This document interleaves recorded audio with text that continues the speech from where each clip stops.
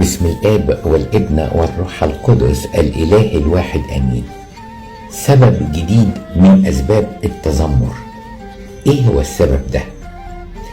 إن إحنا أوقات كتيرة قوي مش حاسين النعمة اللي إحنا فيها. يعني حاسين إن كل النعم اللي ربنا اداها لنا دي من حقنا، ويمكن محتاجين أكتر شوية، فما بقيناش نحس بالنعمة ولا نشكر عليها. ده احنا محتاجين اكتر. عايز احكي لكم على حكاية. انسان قابلته كان عنده مشكلة ان في عصب من الاعصاب جاله فيروس، فقفل او بوظ عنده حاجة اسمها القناة الدمعية، يعني القناة اللي بتنزل الدموع في حالة البكاء، او القناة اللي بتنزل دموع مرطبة، لان كل ما الانسان يقفل جفنه ويفتح جفنه محتاج يكون في سائل علشان الجفن ما يجرحش في جسم العين. انا كنت اول مرة اسمع عن مرض بالشكل ده، بس كانت النتيجة ان كان عنده جفاف شديد قوي.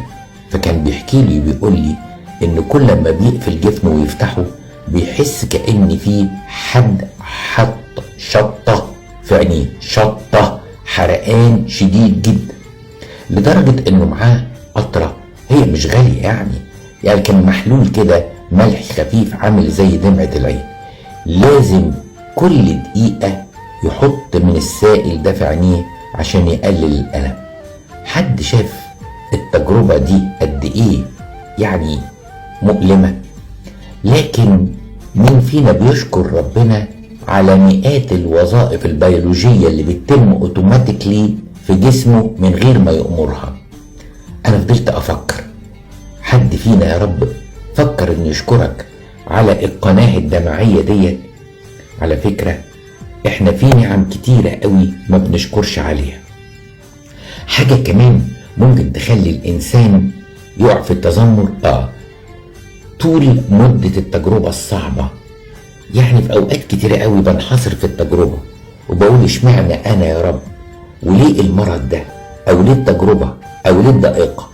ببص للضيقة بتاعت سجن يوسف وما ببصش للفايدة اللي هيطلع بيها يوسف من سجنه، او مش شايف حكمة ربنا في التجربة.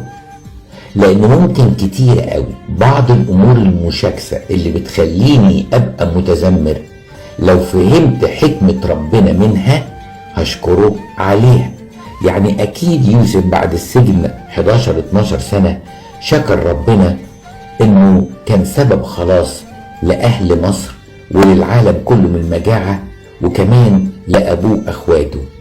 اللي أنا معترض عليه ومتذمر عليه دلوقتي هو سر تنقيتي، وده اللي حصل مع أيوب النبي. قد إيه صرخ في وجه الله وهو بيتكلم مع أصدقائه، لكن في الآخر خالص اكتشف حكمة ربنا بعد كل اللي مر بيه. وقتنا خلص. صباح الخير.